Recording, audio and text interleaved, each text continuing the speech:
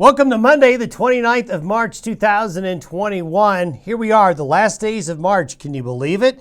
Well, the last days of March are going to be, well, kind of lousy, honestly. It is going to be a windy and colder start to the week. We had some very mild temperatures yesterday, but a lot of wind. Well, today we're going to have a lot of wind, and then it's going to get a lot colder as the day progresses, and then you're going to really notice it being quite chilly overnight tonight and during the day Tuesday as a fast-moving front is going to come in. It is going to be windy everywhere.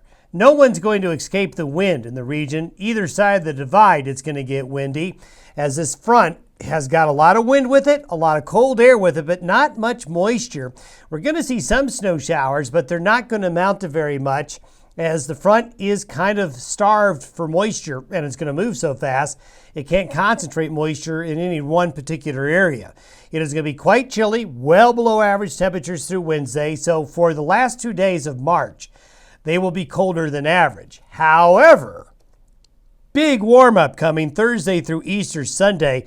We're going to forget about this lousy weather to start the work real quickly because by the time we get into Thursday, Friday, and the weekend, we're looking at 60s, 70s, and even some 80s in some areas. So April is going to be off to a warm and dry start, which is not necessarily good.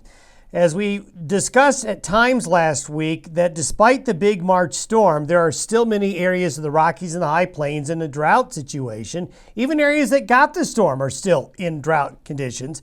And you don't want April to be too warm for too long. I know everybody likes it, but we don't necessarily want it too warm and too dry. But that's how April will start. Here's the upper level chart today showing the jet stream wind making a little bit of a kink here. This is the cold front that's marching its way very quickly. Notice all these black lines, how close together they are. That means there's a big difference in air temperature and air pressure right here.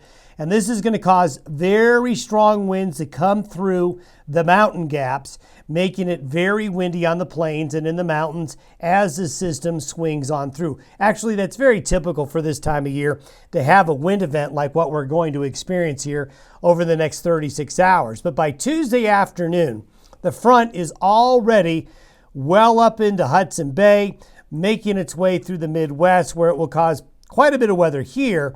But the cool northwest wind flow comes in behind it. That's going to keep temperatures on Tuesday well below average.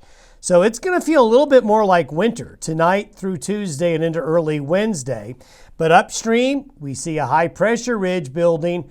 We've got this next low here, but we'll see what this does here in the long term as well as this guy. So as we go through the next 48 hours, we're going to have a lot of wind. These are the wind gust potential over the next 24 hours. You can see some really strong winds here in Wyoming's Northwest Mountains, Yellowstone Park. This is where you get wind speeds of 70, 80 miles an hour or more along the east slopes of the foothills and mountains west of Cody, Meeteetse, west of Lander, up into the Yellowstone Park here, the Bighorns, and also the I-25, the I-80 corridor, and the Front Range, parts of the Front Range of Colorado and the Eastern Plains, up into the Black Hills. Very windy. Look at Montana and the Western Dakotas up here. Tons of wind coming on through. Precipitation-wise, this is what we mean about the front being sort of moisture-starved. This is through Friday, and you can see we've got a little patch where it may snow a little bit more around Denver and Colorado Springs tonight and tomorrow. Maybe some light accumulations. Colorado Central Mountains, several inches of snow. Not much, though, for Wyoming or the plains as it comes on by.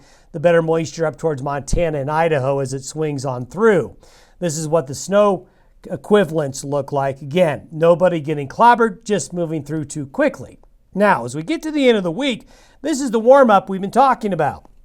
As we get into Thursday and Friday, we end up with a low up here just off the coast of Alaska and British Columbia.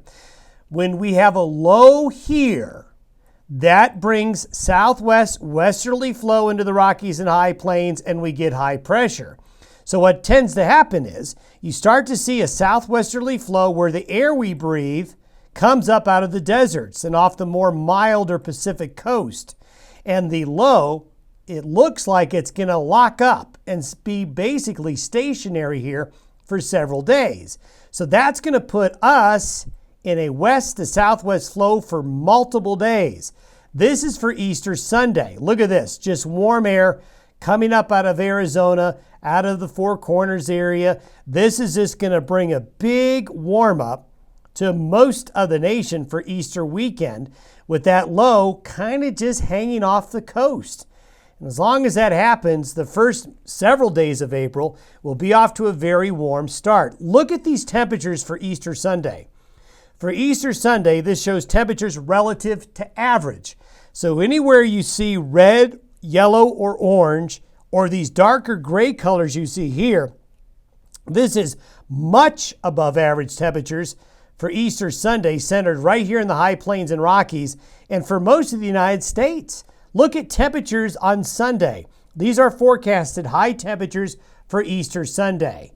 We've got 60s and 70s across Wyoming, 70s and lower 80s over eastern Colorado and western Nebraska, western Kansas. Look at Arizona, looking at some 90-degree temperatures. So this is the air that is going to get pushed on into the region as we get on into the weekend and likely into Monday of next week. So if you don't like the weather over the next 3 days, and I don't think anybody will, with the wind and the cold, you're going to really like what's coming by the end of the week and into Easter weekend. So looking good for Easter egg hunts this upcoming weekend with these warm temperatures. Now, maybe by next Wednesday, this is Wednesday the 7th, we've got a smaller little trough coming through, a bigger trough coming up here into southwestern areas of Canada. It's the same low here.